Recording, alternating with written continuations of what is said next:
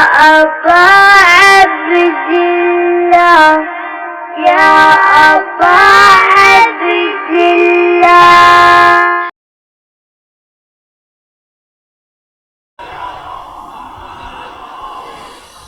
أعوذ بالله من الشيطان الرجيم. بسم الله الرحمن الرحيم. الحمد لله رب العالمين.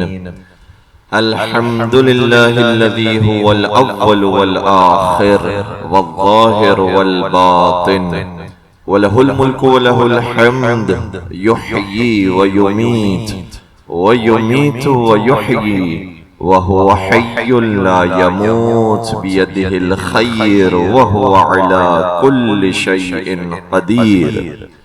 والصلاة والسلام على النبي الأمي القرشي الحاشمي المكي المدني الأبتحي التهامي العبد المؤيد والرسول المسدد المصطفى الأمجد المحمود الأحمد حبيب إله العالمين سيدنا ومولانا أبي القاسم محمد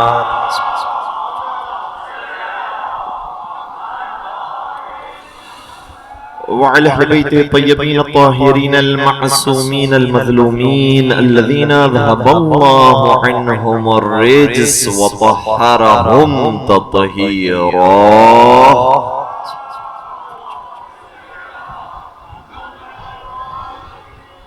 ولعنة الله على أعدائهم أجمعين. أما بعد فقد قال الله تبارك وتعالى في محكم كتابه المجيد وفرقانه الحميد. بسم الله الرحمن الرحيم. وكنتم أزواجا ثلاثة فأصحاب الميمنة ما أصحاب الميمنة وأصحاب المشأمة ما أصحاب المشأمة والسابقون السابقون أولئك المقربون. درود پڑھ دیجئے محمد وآلہ.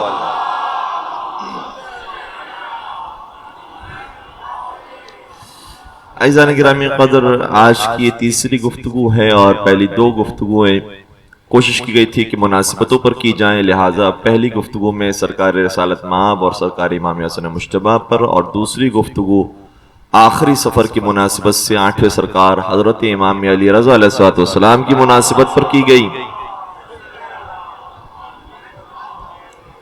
اور اس کے بعد ماشاءاللہ سے آپ تمام نے اتنی حوصلہ افزائی فرمائی کہ دل یہ چاہا کہ چونکہ یہ عشرہ بھی منسوب ہے 11ویں سرکار کے ساتھ، اور نوجوانوں کے اندر بھی ایک شوق اور ایک بیداری کی کیفیت ہے کہ ہمیں باقی ائمہ کے بارے میں بیان کیا جائے کہ ان کے حالات زندگی کیسے تھے، ان کی سیرت کیسی تھی. اس لیے ہماری خواہش ہوگی کہ انشاءاللہ 8ویں سرکار سے جو سیرت شروع ہوئی ہے، پھر 9ویں سرکار کے اوپر، پھر 10ویں سرکار کے اوپر، پھر 11ویں سرکار حضرت امام حسن عسکری علیہ السلام کے اوپر انشاءاللہ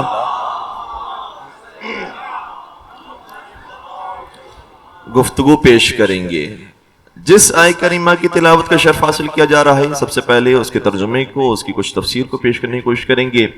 سورہ واقعہ کی یہ آیات ہیں اور بڑی عجیب و غریب آیات ہیں، اور اسے پروردگار کے قرآن کا اعجاز ہے کہ قرآن کتابوں میں وہ واحد کتاب ہے جو جس طریقے سے ماضی کو بیان کر سکتی ہے اسی طریقے سے مستقبل کو بھی بیان کر سکتی ہے.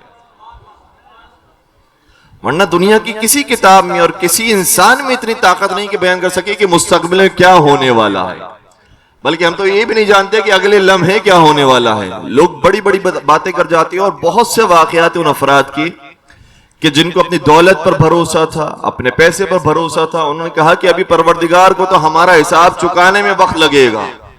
اس طرح کے سنگین جملے جب ان کی زبان سے نکلے تو پروردگار نے اسی وقت انہیں ایسے عذاب میں مبتلا کیا کہ بظاہر ویسے کوئی نہ پتھر گرا ہے، نہ بارش ہوئی ہے، نہ آندھی آئی ہے، لیکن انہیں اطلاع ملی کہ ان کا جتنا مال تھا کچھ مال چور اٹھا کے لے کے چلے گئے، اور جو مال آنے والا تھا وہ دریا برد ہو گیا، وہ بھی نہیں پہنچ سکا.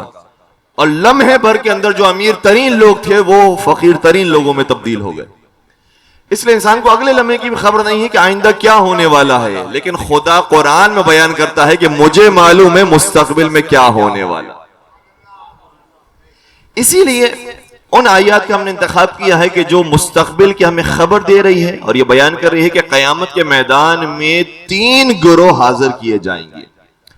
وَكُنْتُمْ أَزْوَاجًا ثَلَاثًا، قیامت کے میدان میں تمہیں 3 حصوں میں تقسیم کر دیا جائے گا.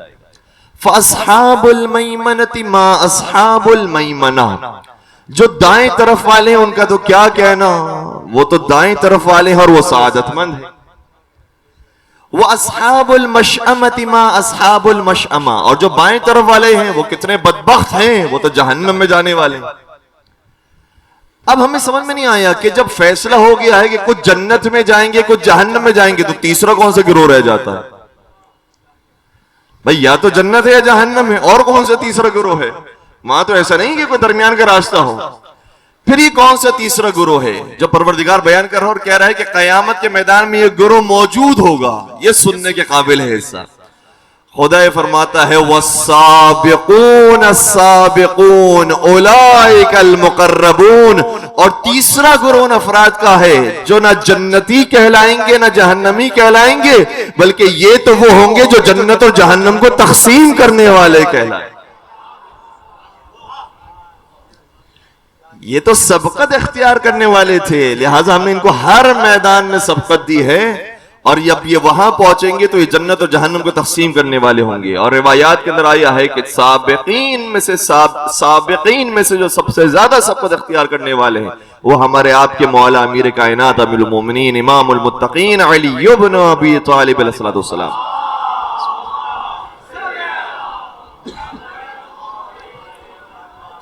اور یہ ہے زیارت جامع کبیرہ کا بھی جملہ. زیارت جامع کبیرہ بڑی خوبصورت زیارت ہے، اور ہمارے ائمہ کا طریقہ یہ ہوتا ہے کہ بعض دفعہ زیارت کو ہم کیا لیتے ہیں کہ یہ سلام ہے. سلام ہم کس طریقے سے سامنے والے کو پیش کرتے ہیں؟ عام طور پر یا نام لے کر سلام کیا جاتا ہے یا اس کے ٹائٹل سے سلام کیا جاتا ہے، اور کوئی سلام کے اندر پیچیدگیاں نہیں ہیں، کوئی وضاحتیں نہیں ہیں. لیکن ائمہ نے جو زیارت سکھائی ہے اس کے اندر آپ دیکھیں گے تو ایسا نہیں کہ امام حسین کو جا کر بس یہ سلام کرنا ہے کہ السلام علیکم ابا عبداللہ، بات ختم ہو گئی. کہ نہیں، اشہد انک قد اقمت الصلاۃ وآتیت الزکاۃ وامرت بالمعروف ونہیت عن المنکر واطعت اللہ ورسولہ حتی اتاک الیقین. زیارت کے اندر ہم پوری وضاحت کر رہے ہیں، ہم جس پر سلام بھیج رہے ہیں میں گواہی دیتا ہوں کہ میرے مولا نے نمازوں کو قائم کیا، میں گواہی دیتا ہوں آپ ہی نے زکوٰۃ کو ادا کیا، میں گواہی دیتا ہوں آپ نے امر بالمعروف کیا، میں گواہی دیتا ہوں آپ نے نہی عن المنکر کیا، اور میں گواہی دیتا ہوں کہ آپ نے اللہ اور رسول کی سچی اطاعت. تو ہماری زیارتوں کے اندر ایک وضاحت موجود ہے. ائمہ علیہ السلام نے سکھائی ہے کہ صرف زیارت سلام پھیرنے کا نام نہیں ہے. پھر کیا چیز ہے؟ ایک عالم دین نے بڑا خوبصورت جملہ کہا کہ جو ائمہ کی زیارت ہے وہ زیارت حقیقت میں درس امامت ہے. امامت کا درس کسی اور خطیب سے، کسی اور عالم سے، کسی اور ذاکر سے سننے کی ضرورت ہی نہیں ہے. ڈائریکٹ آپ امام سے سیکھیں کہ امام کسے کہتے ہیں. آپ کے لیے مسائل حل ہو جائیں گے، نہ مقصر رہے گا نہ غالی رہے گا. جو امام کو یہ سمجھتے ہیں کہ امام خدا کے مقام پر پہنچ گیا ہے اور خدا معطل ہو گیا ہے، اس سے اپنی ذمہ داری چھوڑ دی ہے، نعوذ باللہ رب العالمین نہیں رہا، وہ بھی غلط. اور وہ جو یہ سمجھتے ہیں کہ صرف نماز روزوں کا نام امامت ہے، کہ نہیں، پوری شریعت کے محافظ کو امام کہتے ہیں. اس لیے زیارت کے اندر پورا ہمیں درس امامت ملتا ہے. ان زیارات میں سے ایک زیارت ایسی ہے کہ جو سب سے زیادہ بہترین زیارت ہے امامت کا درس لینے کے لیے. اس زیارت کا نام ہے زیارت جامع کبیرہ. یہ بہترین زیارت ہے. اس زیارت کے اندر جملہ یہ آتا ہے کہ ان ذکر الخیر، اے اہل بیت کرام. اور آپ جانتے ہیں بزرگان، میں سب بچوں کی وضاحت کے لیے عرض کر رہا ہوں کہ زیارت جامع کبیرہ یہ وہ زیارت ہے جو صرف امام حسین کے روزے پر نہیں پڑھ سکتے. جس بھی امام کے روزے پر جائیں آپ یہی زیارت پڑھ سکتے.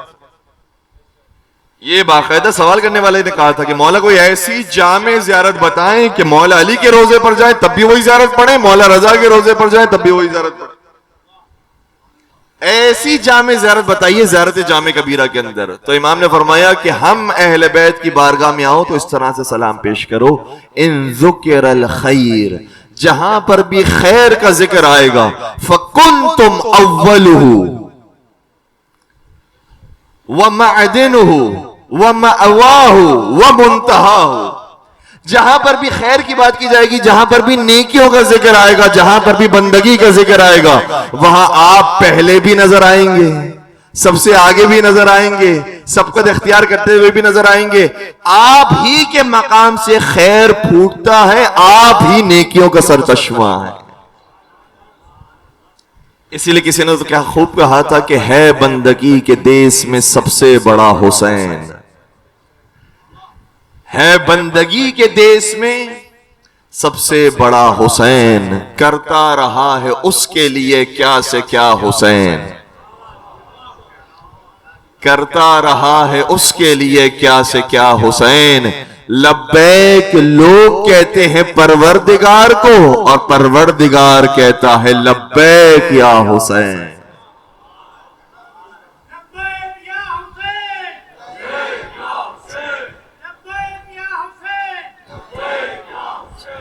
اور اگر کسی کے ذہن میں یہ سوال پیدا ہو جائے کہ آپ ابھی منع کر رہے تھے غلو نہیں کریں، اور آپ نے خود ہی نعوذ باللہ غلو فرما دیا، کہ اب تک تو ہم سنتے آئے تھے کہ لبیک اللہم لبیک ہوتا ہے، اب یہ نیا ایک تلبیہ شروع ہو گیا لبیک یا حسین، لبیک یا حسین. یہ کہاں سے آپ نے شروع کر دیا؟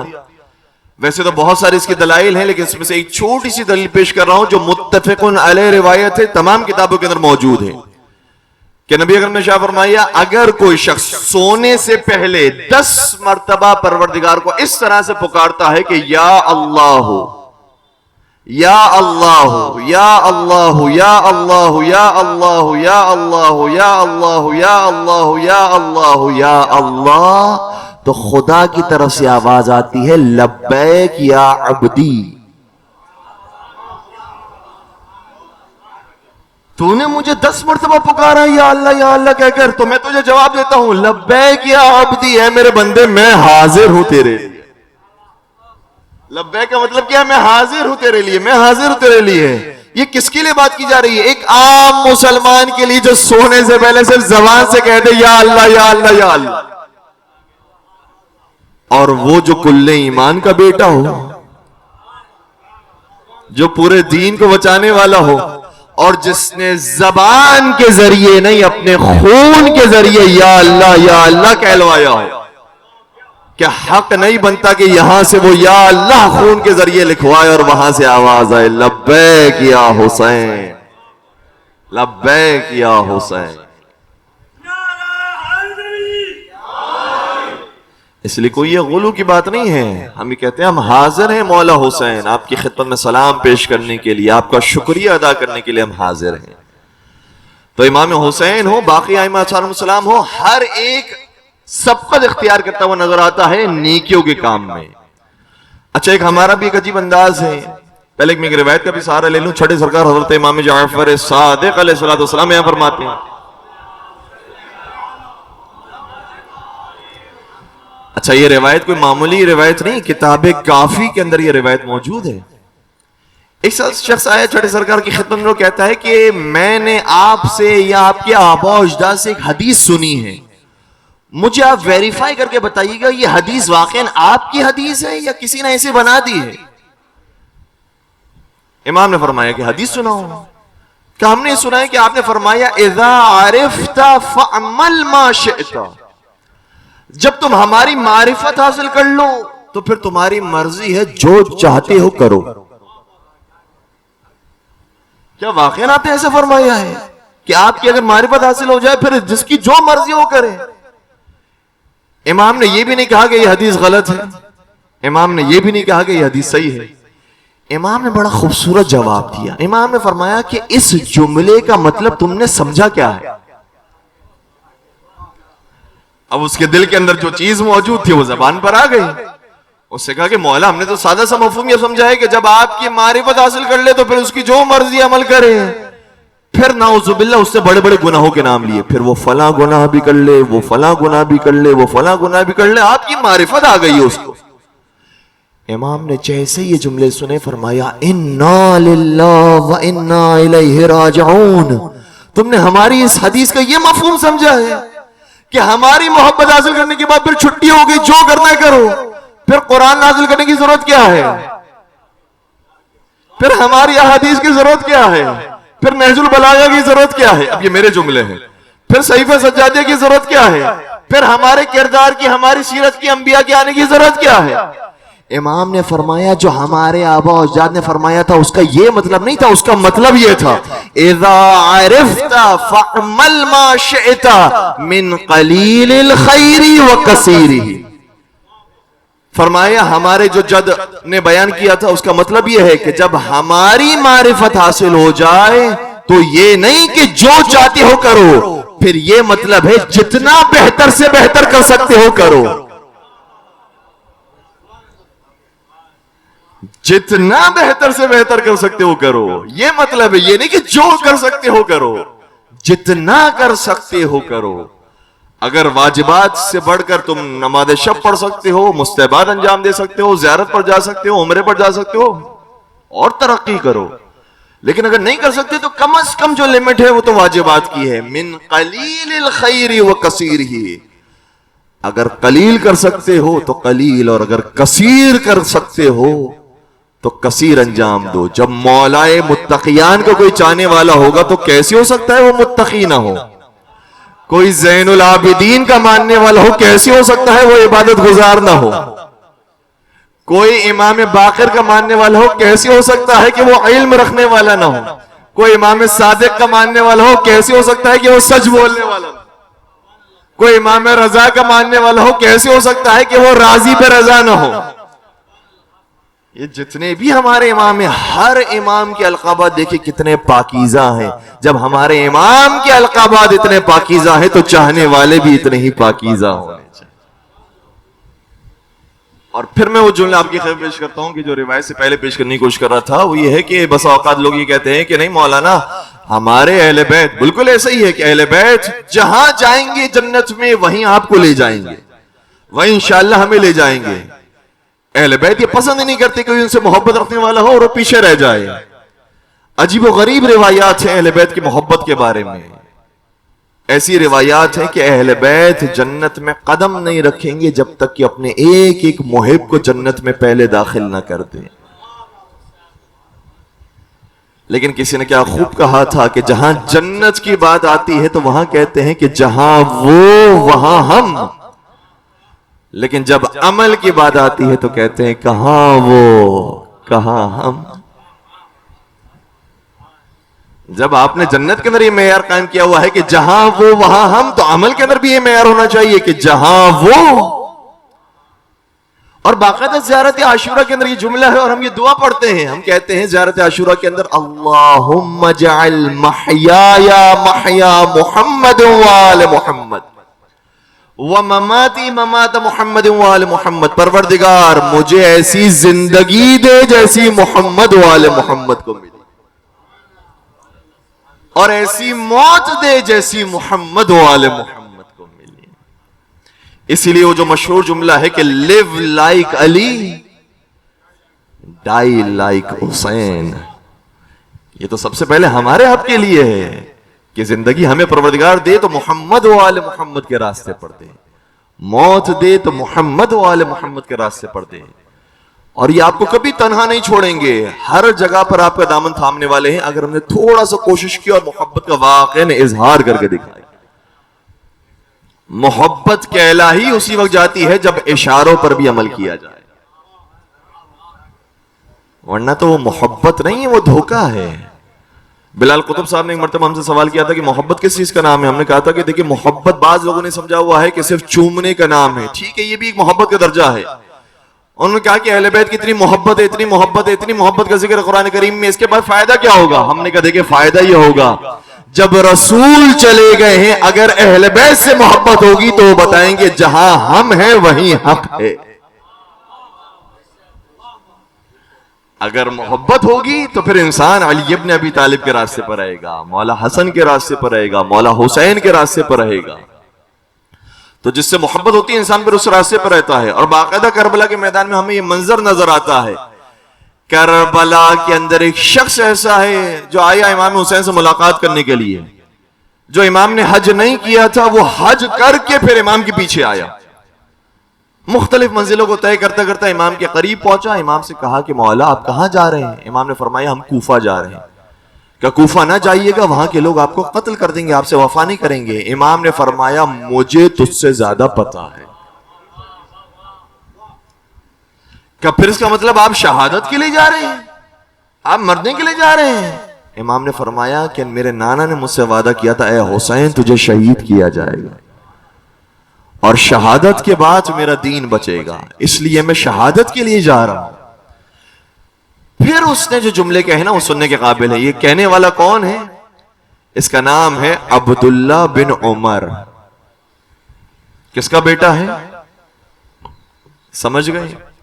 یہ عبداللہ کہتا ہے کہ اگر آپ جانے ہی والے ہیں، آپ شہادت نوش فرمانے والے ہیں، تو ایک کام میں کرنا چاہتا ہوں، میں آپ سے بڑی محبت کرتا ہوں، مجھے آپ سے بڑی عقیدت ہے، لہٰذا میں چاہتا ہوں کہ میں نے اپنی آنکھوں سے دیکھا تھا کہ رسول اللہ ایک زمانے میں جب آپ چھوٹے تھے تو آپ کو چوما کرتے تھے، آپ کو پیار کیا کرتے تھے، تو میں چاہتا ہوں کہ ان مقامات پر دوبارہ سے پیار کروں جن مقام پر رسول پیار کیا کرتے تھے. مجھے وہ جگہ بتائیے جہاں پر رسول اللہ آپ کو پیار کیا کرتے تھے. باقاعدہ امام حسین نے وہ جگہ بتائی. امام نے فرمایا مثال کے طور پر اس پیشانی پر، اس رخسار پر، اس چہرے پر، اس گردن پر، ان جگہوں پر رسول اکرم نے پیار کیا تھا. اس شخص نے آ کر باقاعدہ اس محبت کا اظہار کیا اور پیار کیا، اور پیار کرنے کے بعد روتا رہا. پھر روتا روتا کہتا ہے اے حسین خدا آپ کو آپ کے مقصد میں کامیاب کرے، فی امان اللہ. یہ بھی ایک محبت کرنے والا ہے. اور ایک محبت کرنے والا کیسا ہے کہ جس نے حسین سے ملاقات نہیں کی، صرف حسین نے اتنا بتایا تھا میں اکیلا رہ گیا ہوں. خط لکھ کر حبیب کو یہ بتایا تھا اے حبیب تو میرا پرانا بچپن کا دوست ہے، حسین تنہا رہ گیا ہے. حبیب نے آ کر دیکھا نہیں، ملاقات نہیں کی، ہاتھ نہیں چومے، بس کھاتے کھاتے نوالا گرا دیا کہ جب حسین تنہا رہ گئے تو اس کھانے کا کیا کرنا ہے، اس زندگی کا کیا کرنا ہے. جب حسین اکیلے رہ گئے تو یہ زندگی حسین کے اشاروں پر قربان ہے. اور پھر حبیب جب آئے ہیں مولا حسین کی بارگاہ میں تو مولا حسین نے بھی وہ مقام دیا ہے کہ چاہے مختصر سا لشکر تھا لیکن اس کے کچھ حصے بنائے تھے، اس میں سے ایک عظیم حصہ جناب حبیب کے حوالے کیا. اور آج بھی وہ اعزاز موجود ہے حبیب ابن مظاہر کے پاس کہ سارے شہدائے کربلا ایک طرف مدفون ہیں اور حبیب ابن مظاہر دوسری طرف مدفون. یہ حسین کا سچا عاشق. تو محبت کرنے والے بہت انداز کے ہوتے ہیں، لیکن وہ محبت اہل بیت سے کرنی ہے کہ جیسے اہل بیت چاہتے ہیں ان کی چاہت کے مطابق انسان عمل کر سکے. کسی نے کیا خوب کہا تھا کہ عشق علی میں لفظ نہیں جان چاہیے. عشق علی میں لفظ نہیں جان چاہیے، میسم کی طرح دار پہ اعلان چاہیے، میسم کی طرح دار پہ اعلان چاہیے. نقصان ہے ولائے علی میں تو پھر ہمیں ہر فائدے سے پہلے یہ نقصان چاہیے. مل کے درود پڑھ دیجئے محمد و آل محمد.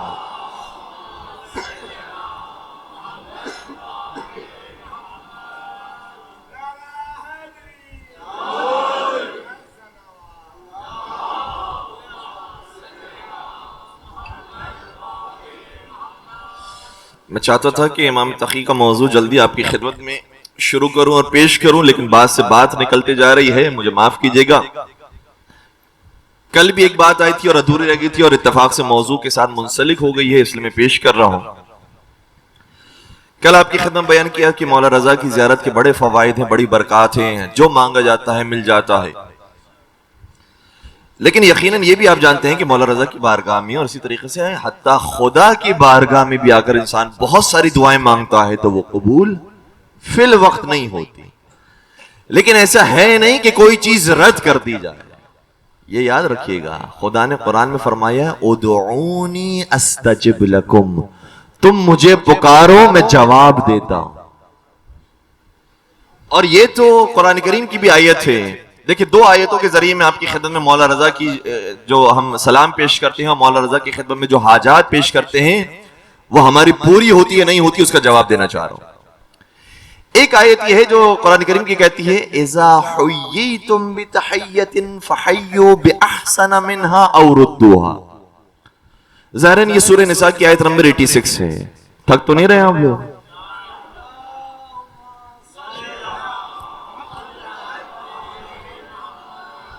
میں دیکھ رہا ہوں کہ تھوڑا سا بعد میں بھی مومنین تشریف لائیں. اگر آپ کو زحمت نہ ہو اور طبیعت پہ ناگوار نہ گزرے تھوڑا سا نزدیک بھی آ جائیے گا تاکہ بعد میں آنے والے مومنین کے لیے ایک سہارا بھی بن جائے. ایک مل کر اپنی صحت و سلامتی کے لیے درود پڑھ دیجیے محمد وآلہ.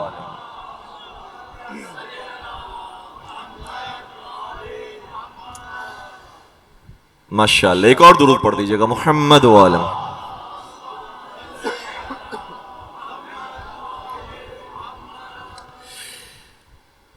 سورہ نساء کی آیت کہتی ہے توجہ جب کوئی شخص تمہاری خدمت میں ہدیہ پیش کرے فحیوا باحسن منها او ردوها تو اس ہدیے کا جواب دینا تم پر واجب ہو جاتا ہے. یا تو ہدیے کے جواب میں جو اس نے دیا ہے ویسے ہی کوئی مثل چیز اس کو واپس کرو یا اس سے بہتر چیز اسے واپس کرو. کیونکہ قرآن نے ایک اور مقام پر بھی اشارہ فرمایا ان اللہ یأمر بالعدل والاحسان وایتاء ذی القربى. پروردگار تمہیں صرف 3 چیزوں کا حکم دیتا ہے یا تم انصاف کرو یا احسان کرو یا رشتہ داروں کے حقوق ادا کرو. انصاف کیا ہوتا ہے؟ جو دیا گیا ہے وہ واپس لوٹا دیا جائے. جی اگر ہم نے واپس لوٹایا ہے تو ہم نے اس پر کوئی احسان نہیں کیا, احسان اس نے کیا تھا,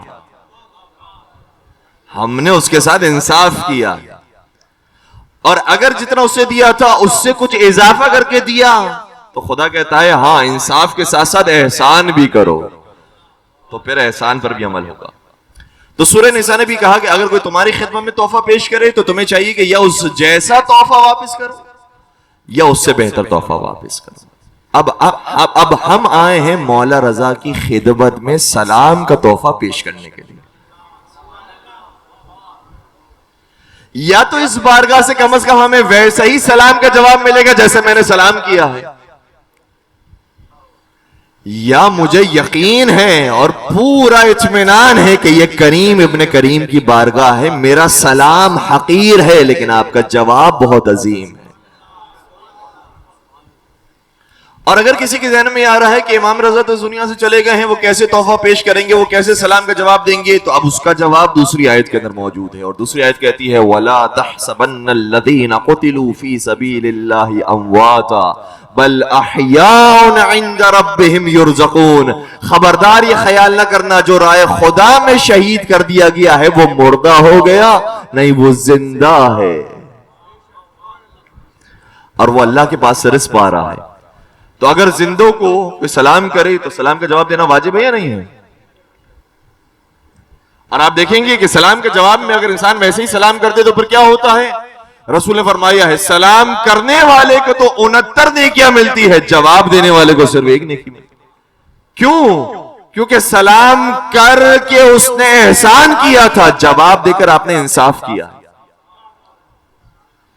اب مجھے یقین ہے کہ میرا سلام مولا رضا کی خدمت میں آتا ہوگا, اللہ اکبر, تو اس وقت کیسا جواب آتا ہوگا.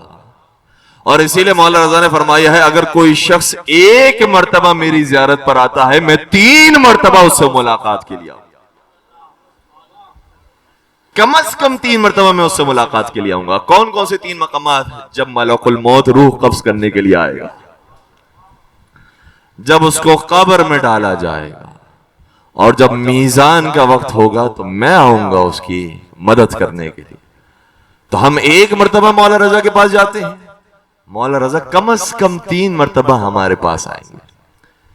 ایک شخص تھا مولا رضا کی زیارت پر جایا کرتا تھا, اور ممبر سے ذاکر نے, ایک عالم دین نے, بلکہ ایک ایران کے بہت بڑے عالم دین ہیں, انہوں نے اپنی مجلس کے اندر یہ بات بیان کی. آذان کی آواز آ رہی ہے؟ اچھا. تو ایران کے ایک بہت بڑے عالم دین نے اپنی گفتگو کے اندر یہ بات کی کہ اگر کوئی شخص اپنی حاجت پوری کروانا چاہتا ہے تو مولا رضا کی بارگاہ میں آ کر وہ 40 دنوں تک سورہ یاسین کو ہدیہ کرے. جب 40 مرتبہ مولا رضا کو ہدیہ کرے گا تو یقیناً وہ ہدیہ جو وہ چاہتا ہے وہ مولا رضا اسے ہدیہ کر دے گا. وہ جو صاحب تھے انہوں نے اس طرح سے بات بیان کر دی. بات بیان کرنے کے بعد ممبر سے اتر آئے. کہتے ہیں کہ ممبر سے جب میں اترا تو ایک بزرگ میرے پاس آ گئے. انہوں نے کہا کہ جو ابھی آپ نے بات بیان کی ہے نا کہ 40 دنوں تک اگر کوئی سورہ یاسین ہدیہ کرتا ہے تو وہ جو مانگتا ہے مولا رضا کی بارگاہ سے ملتا ہے. میں نے اتفاق سے 40 مرتبہ سورہ یاسین ہدیہ کیا لیکن میری حاجت پوری نہیں ہوئی.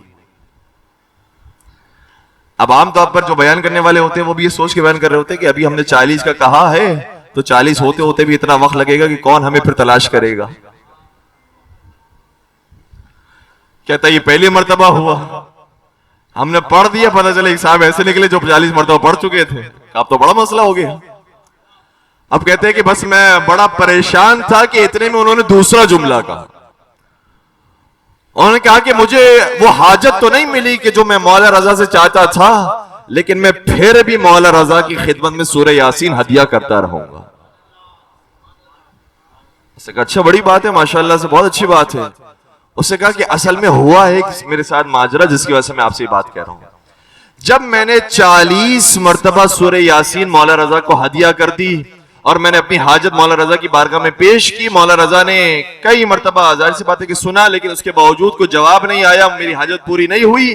تو 40ویں دن سورہ یاسین ہدیہ کرنے کے بعد میں نے مولا رضا سے کہا اے مولا رضا یہ میرا 40واں دن ہے, اگر اب بھی میری حاجت گھر پہنچنے سے پہلے مکمل نہیں ہوئی تو پھر میں معذرت چاہتا ہوں, پھر میں آپ کی بارگاہ میں نہیں آؤں گا.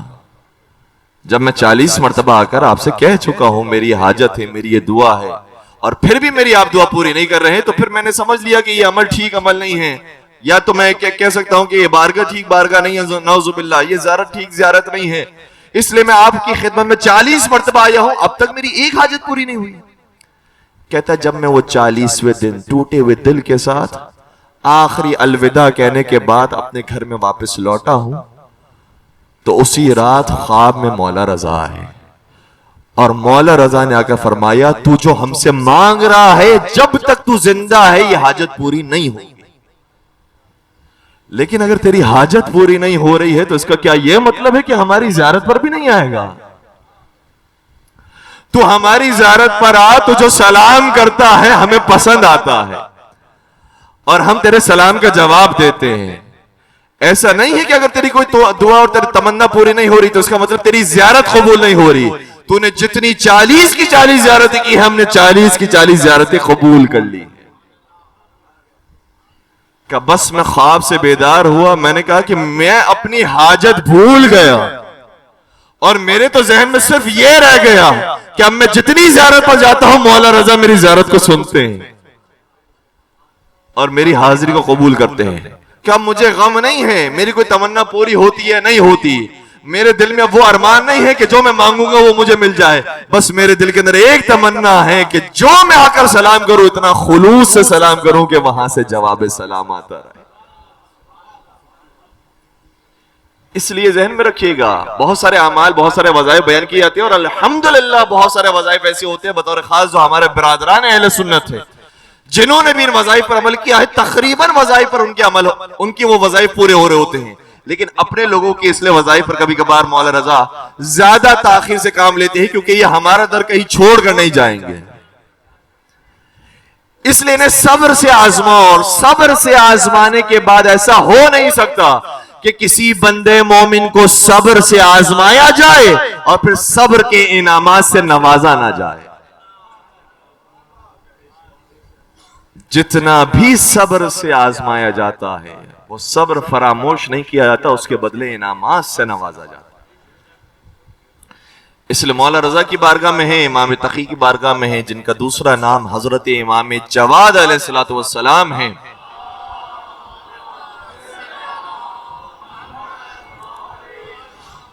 ذہن میں رکھیے گا کہ ان کی بارگاہ سے کوئی خالی ہاتھ نہیں لوٹتا, بلکہ مولا رضا نے بطور خاص اپنے فرزند کو ایک خط لکھا تھا. امام جواد بہت کم سن تھے اور آپ کو اندازہ ہے کہ امام تقی علیہ السلام کو جن کا دوسرا لقب امام جواد ہے ان کو امامت ملی ہے 7 برس کی عمر میں. تو میں بات کر رہا ہوں کہ امام رضا نے خط لکھا خراسان سے مدینہ یعنی تقریباً امام تقی کی عمر مبارک 5 برس 6 برس کی ہوگی. اس وقت لکھا کہ اے میرے بیٹے محمد ابن علی، میں نے سنا یہ ہے کہ جو ہمارے خادمین ہیں تجھے اس دروازے سے باہر نکالتے ہیں جس دروازے پر مانگنے والے موجود نہیں ہوتے. من الباب الصغیر. اب آپ کو معلوم ہے کہ جو گھر ہوتے ہیں، جو پرانے زمانے میں عام طور پر جو گھر ہوا کرتے تھے، اس میں ایک مرکزی دروازہ ہوتا ہے، باقی اور کچھ دروازے ہوتے ہیں جو چھوٹے دروازے ہوتے ہیں جس کو صرف گھر والے جانتے ہیں کہ کہیں اور سے اگر راستہ نکالنا ہو اور کہیں اور سے جانا ہو تو اس کے لیے راستہ کیا ہو. کہے میرے بیٹے، تجھے جو میرے ملازمین ہیں، جو میرے غلام ہیں اور میرے نوکر ہیں، وہ اس دروازے سے نکالتے ہیں کہ جو چھوٹا دروازہ ہے، وہاں پر کوئی دیکھنے والا نہیں ہے، ملاقات کرنے والا نہیں ہے. اور وہ کام اس لیے کرتے ہیں کیونکہ مرکزی دروازے پر بہت سے لوگ تیرا انتظار کر رہے ہوتے ہیں، اور وہ اپنے ذہن میں یہ سوچتے ہیں کہ اگر اس دروازے سے تجھے نکالا جائے گا تو آپ کی عمر مبارک بہت کم ہے، آپ کم سن ہیں، لہذا لوگوں کا ہجوم آ جائے گا، آپ پریشان ہو جائیں گے، آپ کو تکلیف ہوگی. اس لیے وہ اس محبت کی خاطر آپ کو مرکزی دروازے سے نہیں نکالتی، آپ کو پیچھے کے دروازے سے نکالتے ہیں. لیکن میں یہ کہتا ہوں اے میرے بیٹے، اور میں تجھے خدا کی قسم کھا کر یہ حکم دیتا ہوں کہ تیرے اوپر یہ فرض ہے کہ تو مرکزی دروازے سے نکل، اور جتنے لوگ تجھ سے ملنے کے لیے آئے ہیں کسی کو بھی خالی ہاتھ نہ لوٹا. جس کی کوئی علمی سوالات ہیں ان سوالات کے جوابات ہیں، جس کی کوئی مالی پریشانی ہے اس کی مالی پریشانی دور کر، جس کو دعا کی ضرورت ہے اس کو تو دعا دے. لیکن ایسا نہ کر کہ دوسروں کے اس ہجوم کی وجہ سے تو اپنے آپ کو کمفرٹ زون کے اندر لے کر چلا جا، اور خادمین کی وجہ سے دوسرے دروازے سے نہیں، مرکزی دروازے سے باہر آ، تاکہ زیادہ سے زیادہ لوگوں اس کے ساتھ ملاقات ہو اور زیادہ سے زیادہ لوگوں کے سوالات کے جوابات دیے جائے. اس کے بعد مولانا رضا نے فرمایا، اور پھر اے میرے بیٹے آپ کی ذمہ داری ہے کہ جو بھی مانگنے والا ہے کم از کم اس کے ہاتھ میں 25 سونے کے سکے رکھنا. واقعی نہیں سننا آسان ہے، 25 روپے رکھنا بھی بڑا مشکل ہے، 25 سونے کے سکوں کی تو بات ہی دور کی ہے. لیکن ہم جس طرح سے جنت میں قریب ہونے کی تمنا کرتے ہیں اس طرح سے عمل میں بھی تھوڑا سا قریب ہونے کی آرزو ہونی چاہیے. اس لیے کہ کم از کم 25 سونے کے سکے ہر مانگنے والے کے ہاتھ میں رکھنا. اور مولا امام تقی علیہ السلام نے یہی کام کیا، اور یہ کام کیا کرتے تھے، بہت سو کو بہت زیادہ بھی نوازا ہے. ایک مرتبہ ایک شخص مانگنے والا جو آیا، اس سے کہا کہ اے امام جواد، آپ اپنی حیثیت کے مطابق مجھے عطا کیجیے.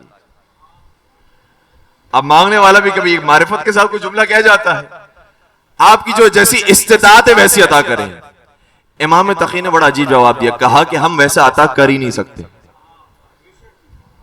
اس کا کیا مطلب؟ اب اس کی وضاحت موجود نہیں ہے، لیکن محققین نے اس کی وضاحت لکھی ہے کہ وضاحت یہ ہے کہ اگر امام تقی جن کے پاس کل کائنات ہے اور پوری کائنات کا اختیار ہے، سارا درہم و دینار اور سارا سونا چاندی ان کے اختیار کے اندر ہے، اگر کوئی ان سے سوال کرے کہ آپ اپنی استطاعت کے مطابق عطا کریں تو ان کی استطاعت کا حق یہ بنتا ہے کہ پوری دنیا اس کو دے دے. اور اگر پوری دنیا اسے دے دی جائے تو دنیا کا نظام دھرم برہم ہو جائے گا. اس لیے امام اپنی حیثیت کے مطابق اس دنیا میں ہمیں نہیں دے سکتے لیکن اس دنیا میں دے سکتے. اس لیے امام نے فرمایا اس دنیا میں رہ کر میں اپنی استطاعت کے مطابق تجھے نہیں دے سکتا. کہا کہ پھر میں کیسے سوال کروں؟ کہا کہ تو اپنی حیثیت کے مطابق سوال کر. پھر اس نے کہا کہ ٹھیک ہے مولا، آپ مجھے میری حیثیت کے مطابق عطا کیجئے. تو مولا نے 100 سونے کے سکے اس کے ہاتھوں میں رکھے. مل کر ایک درود پڑھ دیجئے محمد و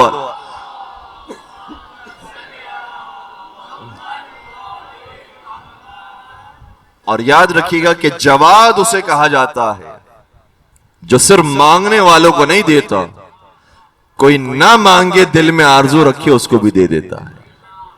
جس طرح سے دعائے رجبیہ میں آپ نے پڑھا ہے کہ یا من یعطی الکثیر بالقلیل یا من یعطی من سألہ یا من یعطی من لم یسألہ ومن لم یعرف. اے وہ ذات، پروردگار کی بات ہو رہی ہے، اب پروردگار کے بھی ناموں میں سے ایک نام ہے یا جواد. کیا کہنے ہیں, پروردگار کے ناموں میں سے ایک نام ہے یا علی. جس طرح سے علی نام خدا کا ہے اسی طریقے سے اماموں میں ایک علی ہے, اور جس طرح سے خدا کے ناموں میں سے ایک نام جواد ہے اسی طرح سے اماموں میں سے ایک امام جواد ہے. تو خدا بھی جواد ہے. اس لیے دعا کے اندر یہ جملے آتے ہیں دعائے رجبیہ کے اندر کہ اے وہ ذات جو اس کو عطا کرتی ہے جو اس سے مانگتا ہے, اور اے وہ ذات جو اس کو بھی عطا کرتی ہے جو اس سے نہیں مانگتا, اور حتی اس کو نہیں جانتا اس کو بھی عطا کرتی ہے. تو پروردگار جس طرح سے اس کو بھی عطا کرتا ہے جو نہیں مانگتا اور نہیں جانتا, اسی طریقے سے امام جواد بھی اس کو بھی دیتے ہیں جو ان سے نہیں مانگتا. ایک شخص سے قوم کا رہنے والا ہے, مکہ گیا, مکہ میں جا کر وہاں کا مجاور بن گیا. مجاور بننے کے بعد مکہ سے مدینہ اس نے سفر کیا, اور مدینہ میں جا کر امام سے ملاقات کی. ذہن میں ہے؟ قوم کا رہنے والا محمد بن سہل قمی نام ہے. پہنچا مکہ, مکہ میں مجاور بن گیا. مکہ میں عبادت اور معرفت حاصل کرنے کے بعد مدینہ پہنچا امام تقی کی بارگاہ میں. اور امام تقی کی بارگاہ میں آ کر اس کے ذہن میں تھا کہ میں مولا سے کوئی ہدیہ لوں گا, اور ہدیہ اگر ایسا مل جائے کہ وہ لباس جو خود امام زیب تن کرتے ہیں, کاش وہ لباس مجھے مل جائے. دل میں آرزو تھی, لیکن موقع سمجھ میں نہیں آ رہا تھا کہ میں کس موقع پر یہ بات کہوں. تھوڑی سی شرم مانے ہو رہی تھی کہ بہت سارے لوگ موجود تھے, بہت سارے, ہر ایک اپنی تقاضے کر رہا ہے, امام ہر ایک کو عطا کر رہے ہیں. اب مجھے شرم آ رہی تھی کہ میں بھی اس کے اندر درمیان میں ایک بات کہوں کہ مجھے وہ لباس ہے جو آپ زیب تن کیے ہوئے ہیں. تو اس لیے ملاقاتی آتے رہے جاتے رہے, اور پھر مجھے وہ فرصت نہیں مل سکی کہ میں اپنی بات کہہ سکوں. کہتے ہیں کہ میں وہاں سے باہر آ گیا. باہر آنے کے بعد جب میں مسجد تک پہنچا تو نماز پڑھی. نماز پڑھنے کے دوران, نماز پڑھنے کے بعد پھر یہ خیال آیا کہ کاش میں مولا کو کہہ دیتا کہ وہ لباس مجھے دے دیں. پھر کہا کہ میں وہ دوبارہ کہنے کے لیے جاؤں یا نہ جاؤں. استخارہ نکالا باقاعدہ. کہتا ہے کہ میں نے 2 رکعت نماز پڑھی اور خدا سے طلب خیر کیا. جی, استخارے کا ایک مطلب یہ بھی ہوتا ہے خدا سے طلب خیر کرنا. ہم سمجھتے ہیں استخارہ سے مولوی حضرات کرتے ہیں یا تسبیح کے ذریعے یا قرآن کے ذریعے. استخارے کا مطلب ہوتا ہے, استخارہ نکلا ہے اس لفظ سے کہ خدا سے خیر کی دعا مانگنا. یہ ہے استخارہ. پروردگار میرے لیے اس کام میں خیر نازل فرما, یہ استخارہ. کہتا ہے میں نے 100 مرتبہ خدا سے استخارہ کیا, پروردگار میرے لیے اس کام میں خیر فرما, خیر فرما, خیر فرما, خیر فرما, خیر فرما. اس کے بعد میں نے سوچا کہ میں یہ کام کروں یا نہیں کروں. پھر دل کے اندر خیال آیا نہیں, مولا کو تکلیف نہیں دینی چاہیے. بہت سارے لوگوں نے بہت ساری چیزیں مانگ لی ہے, اب میں دوبارہ سے لباس کو مانگوں اچھا نہیں لگے گا. یہ طے کیا کہ پھر میں مسجد سے دوبارہ نکل کر اب مکے کی طرف روانہ ہو جاؤں. کہتا ہے کہ جب میں راستے میں تھا تو پیچھے سے ایک شخص آیا اور ہمارے کاروان میں مخاطب اور کہتا ہے کہ تم میں سے کون ہے محمد بن سہل قمی. کہ کاروان میں صرف میں اکیلا تھا. میں نے کہا کہ میرا نام ہے محمد بن سہل قمی. کہ ابھی ابھی امام تقی علیہ السلام نے تمہارے لیے ایک نہیں 2 لباس ہدیے کے طور پر پیش کیے ہیں جو انہوں نے زیب تن کیے تھے, اور یہ فرمایا ہے کہ تیرے دل کے اندر یہ آرزو پیدا ہوئی تھی. تو ہم دلوں کے حال سے بھی واقف ہیں, لہٰذا ہمارا یہ ہدیہ قبول کر لے. جو امام دنیا میں ایسے دینے والا ہو وہ آخرت میں اپنے چاہنے والوں کا کیسے خیال رکھے گا. اور یاد رکھے گا کہ جب دل کے اندر یہ تمنا پیدا ہوتی ہے اور امام کو پتہ چل جاتی ہے, اور یہ قرآن کریم کی آیت ہے, میں بات کو بس ختم کر رہا ہوں. قرآن کہتا ہے قُلْ اعْمَلُوا فَسَيَرَى اللَّهُ عَمَلَكُمْ وَرَسُولُهُ وَالْمُؤْمِنُونَ. تم جو بھی عمل انجام دیتی ہو تمہارے عمل کو اللہ بھی دیکھتا ہے, اس کا رسول بھی دیکھتا ہے, اور خاص مومنین بھی دیکھتے ہیں. یہ کون سے خاص مومنین ہیں؟ اگر میری اور آپ کی بات ہو رہی ہے تو مجھے تو یہ نہیں پتا کہ دیوار کے پیچھے کیا ہو رہا ہے, آپ کو یہ نہیں پتا کہ اس دیوار کے پیچھے کیا ہو رہا ہے. لہٰذا یہ عام مومنین کی بات نہیں ہو رہی, یہ ان خاص مومنین کی بات ہو رہی ہے کہ جو ہمارے دلوں میں آنے والے خیالات کو بھی جانتے ہیں. اگر امام ہمارے دلوں میں آنے والی حاجات کو جانتے ہیں تو بس اتنا بھی یاد رکھیے گا, پھر امام ہمارے دلوں میں پیدا ہونے والے چاہے خیالات ہوں چاہے منفی خیالات ہوں ان کو بھی جانتے ہیں. پھر امام جانتے ہیں کہ ہمارے پاس یہ جو ہتھیار موجود ہے، ہر ایک کے پاس جو ایک ہتھیلی کے برابر ہتھیار ہے، اس ہتھیار کے اندر کیا کیا چیزیں فیڈ کی ہوئی ہیں. اس لیے امام صرف ظاہری طور پر ہمارے اعمال کو نہیں دیکھ رہے ہیں، یہ بھی دیکھ رہے ہیں کہ ہمارے دل میں خیالات کیا آ رہے ہیں. اور انشاءاللہ پروردگار ہمارے خیالات کو پاک فرمائے، ہمارے اعمال کو پاک فرمائے، ہمارے کردار کو پاک فرمائے، اور صحیح معنوں میں محمد و آل محمد کا پیروکار بننے کی توفیق عطا فرمائے.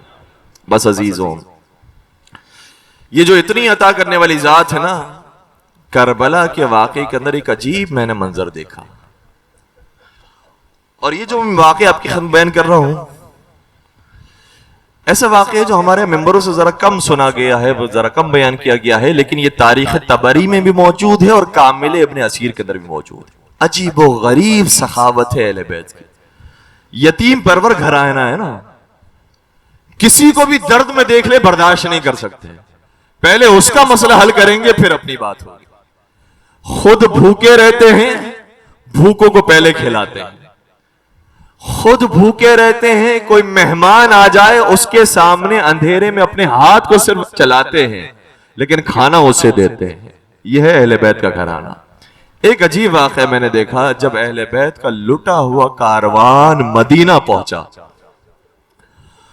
اور اس پورے سفر میں کسی نے کوئی خیر نہیں کیا تھا اہل بیت کے ساتھ. یا تو تانے ملے، یا الزامات ملے، یا تہمتیں ملی، یا پتھر ملے، یا ابلا ہوا پانی ملا، یا جلتی ہوئی لکڑیاں ملی، یا تعزیانے ملے، یا تماچے ملے، یا کبھی سروں کو کاٹ کاٹ کر سامنے دکھایا گیا. سارے سفر میں تکلیفیں ہی تکلیفیں دیکھی تھی، لیکن جو آخری سفر کیا ہے نا اہل حرم نے، اس میں خود روایت دے کر بیان کر رہا ہوں کہ ایک شامی ایسا تھا جو بڑا نیک تھا، جس کا نام ہے محرز. وہ شامی ساتھ ساتھ رہا پورے کاروان کے اندر، اور بیبیوں کو ساتھ لے کر گیا، مولا سید سجاد کو، امام باقر کو ساتھ لے کر گیا. پہلے کربلا کی زیارت کروائی، کربلا کی زیارت کروانے کے بعد پھر مدینے تک ساتھ گیا اور مدینہ چھوڑ کر آیا ہے.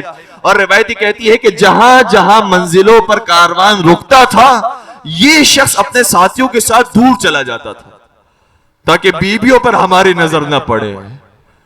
اور پہلی مرتبہ ان بیبیوں نے وضو کر کے نمازیں پڑھی.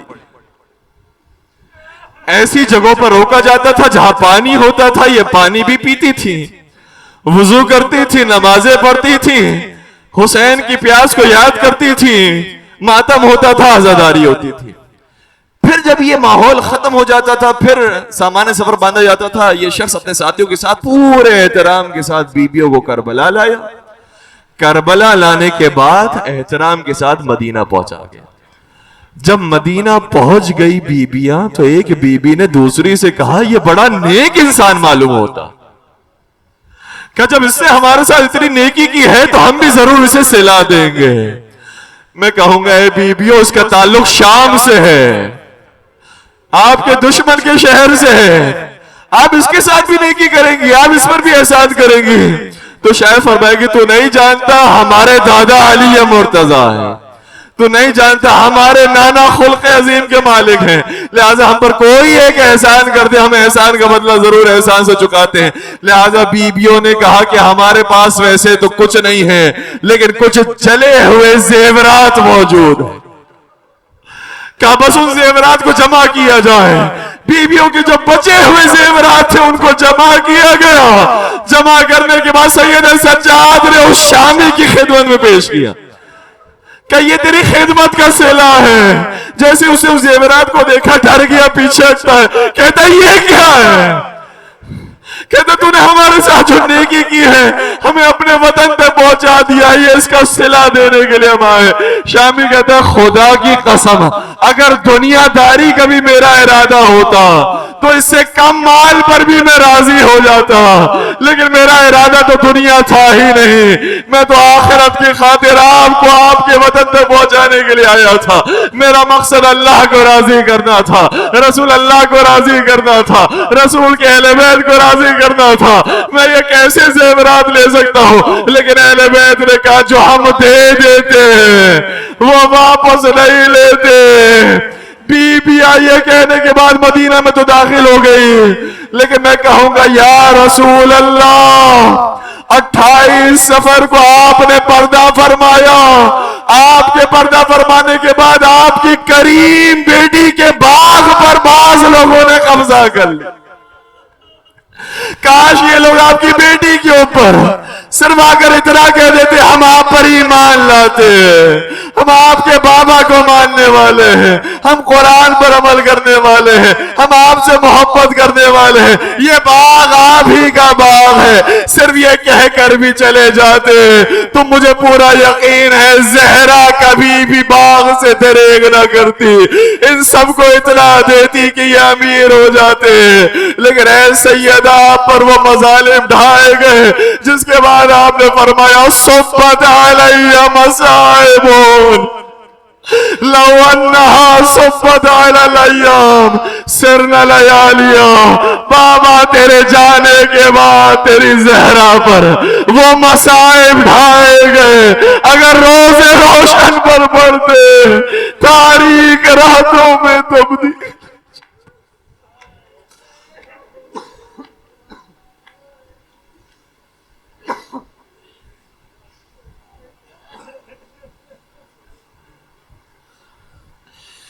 الا ولعنت اللہ علی القوم الظالمین وسيعلم الذین ظلموا ای منقلب ینقلبون. پالنے والے ان گنہگار آنسوں کو رومال حضرت سیدہ کائنات میں جگہ عطا فرما. ان آنسوں کے صدقے میں ہم سب کو کربلا معلی کی, مدینہ منورہ کی اور تمام مقامات مقدسہ کی زیارت نصیب فرما. شفاعت محمد و آل محمد سے بہرمن فرما. پالنے والے جو رزق کی پریشانی میں مبتلا ہیں امام جواد کا صدقہ انہیں وسعت رزق عطا فرما. جو برسر روزگار مومنین پروردگار ان کے رزق میں برکت و کثرت عطا فرما. پالنے والے بے اولاد مومنین کو شہزادی علی اصغر کا, شہزادی سکینہ سلام علیہ کا واسطہ اولاد صالحہ نصیب فرما. صاحبان اولاد کو اپنی اولاد کی بہترین تربیت کرنے کی توفیق عطا فرما. اس عزا خانے کی اور تمام عزا خانوں کی حفاظت فرما. پالنے والے فرش عزا پر آنے والے تمام مومنین کی جائز شرعی حاجات کو پورا فرما. بانیان مجلس کی نیک توفیقات میں اضافہ فرما. پالنے والے امام جواد کی اور باقی ائمہ علیہ السلام کی سیرت پر عمل پیرا ہونے کی توفیق عطا فرما. جو حق سادات ہے, حق زہرا ہے, وعدہ کرنے کی توفیق عطا فرما. اور پالنے والے تمام مظالم سے انتقام کے لیے اپنی آخری حجت امام عصر و زمان کے ظہور میں تعجیل فرما. ہمیں ان کے اعوان و انصار, عاشقین و محبین میں شمار فرما. ربنا تقبل منا انك انت السميع العليم وتب علينا انك انت التواب الرحيم برحمتك يا ارحم الراحمين.